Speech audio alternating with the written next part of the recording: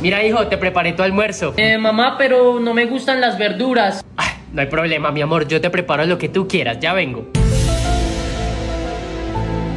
Hijo, ¿hiciste tu tarea? En un rato las hago, mamá, estoy jugando. Eso está muy bien, que distraigas tu mente, la tarea la haces después.